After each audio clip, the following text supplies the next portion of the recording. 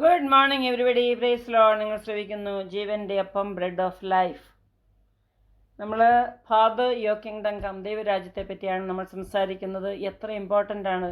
നമ്മൾ ഈ ലോകത്തിൽ ജീവിച്ചാലും ഈ ലോകമല്ല നമ്മുടെ ശാശ്വതമായ ഭവനം എന്നോർക്കണം. യേശു വന്നത് നമ്മളെ ഈ ലോകത്ത് നിന്ന് പിശാചിൻ്റെ കയ്യിൽ നിന്ന് രക്ഷിച്ച് നമ്മളെ സ്വർഗരാജ്യത്തിൽ കൊണ്ടുപോകാൻ വേണ്ടിയാണ് യേശു വന്നത്, അല്ലേ? പിശാചിൻ്റെ എല്ലാ പ്രവൃത്തികളും അഴിക്കാൻ വേണ്ടി ദൈവപുത്രൻ പ്രത്യക്ഷപ്പെട്ടു എന്ന് നമ്മൾ കണ്ടു. യേശു എവിടെ പോയാലും ദൈവരാജ്യത്തെ പറ്റി സംസാരിച്ചു. അതാണ് മത്തായിയുടെ സുവിശേഷം 13-ാം അധ്യായത്തിൽ അനേക ഉപമകളാൽ യേശു അവരെ പറഞ്ഞ് മനസ്സിലാക്കിയാണ് ദൈവരാജ്യം എത്ര പ്രഷ്യസാണ്, എത്ര വിലയുള്ളതാണ്, അല്ലേ? അത് പവിത്രമാണ് എന്നൊക്കെ അവരോട് പറഞ്ഞ് മനസ്സിലാക്കിയാണ് ശിഷ്യന്മാരുടെ. അത് നമ്മളോട് ഇന്ന് സംസാരിക്കുകയാണ്. അപ്പോൾ ശിഷ്യന്മാർ ഇന്നലെ ഉപമ കേട്ടല്ലോ, ഒരു കർഷകന്, അതായത് farmer went to sow the seed. അത് ചിലതൊക്കെ എവിടെ വീണു?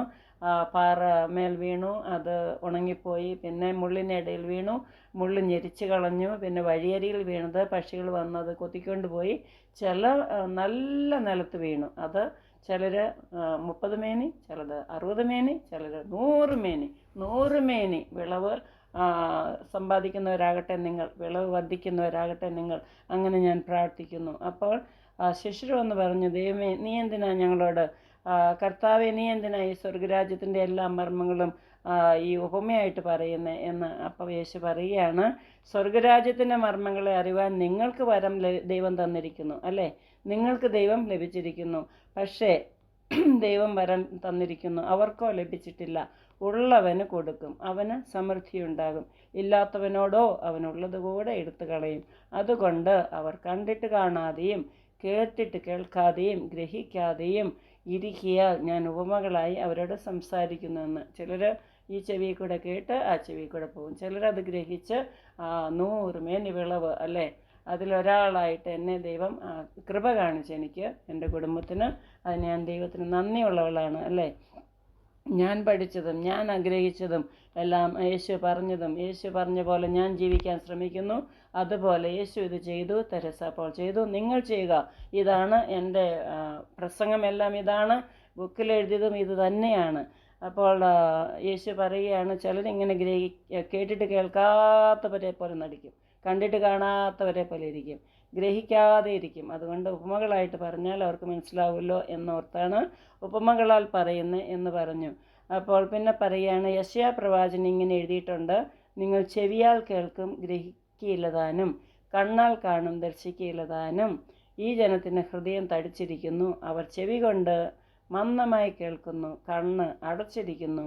അവർ കണ്ണ് കാണാതെയും ചെവി കേൾക്കാതെയും ഹൃദയം കൊണ്ട് ഗ്രഹിക്കാതെയും തിരിഞ്ഞുകൊള്ളാതെയും ഞാൻ അവരെ സൗഖ്യമാക്കാതെയും ഇരിക്കേണ്ടതിന് തന്നെ എന്ന് യേശു പറഞ്ഞു. യെശയ്യാ പ്രവാചകൻ എഴുതിയിരിക്കുകയാണ്, hearing you will hear and shall not understand, and seeing you will see and not perceive.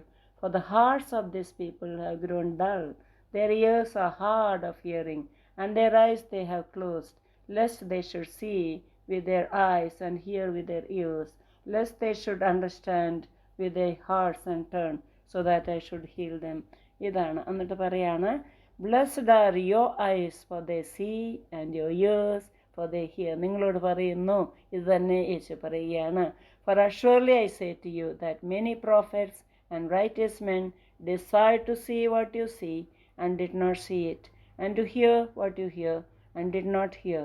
And that's what Jesus said. കണ്ടോ?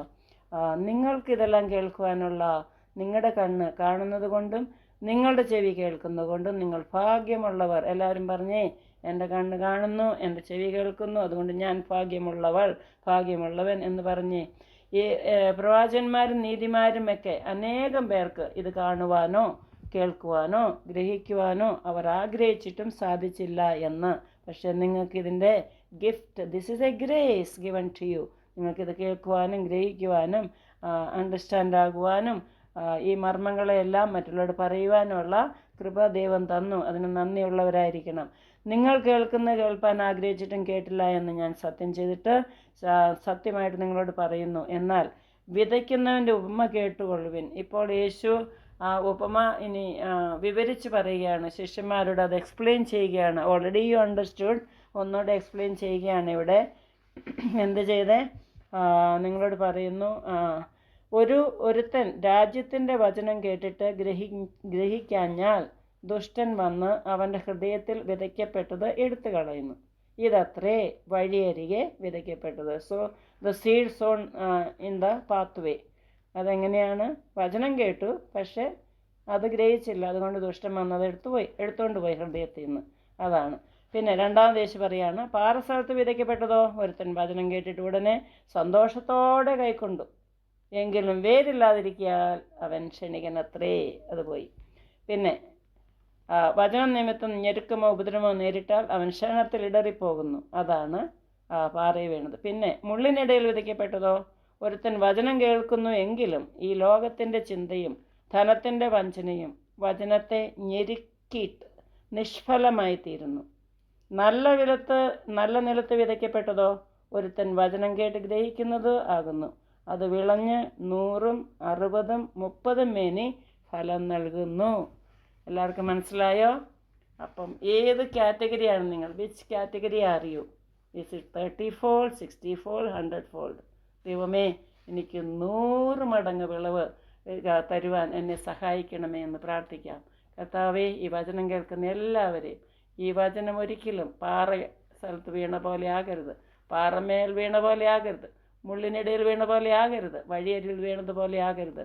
നല്ല നിലത്ത് വീണ വിത്ത് പോലെ അത് വിതച്ച് അത് വളർന്ന് 100 മേനി ഫലം കായ്ക്കുവാനും പുറപ്പെടുവിക്കുവാനും എല്ലാവരെയും സഹായിക്കണമെന്ന് യേശുവിൻ്റെ നാമത്തിൽ പ്രാർത്ഥിക്കുന്നു. ആമേൻ.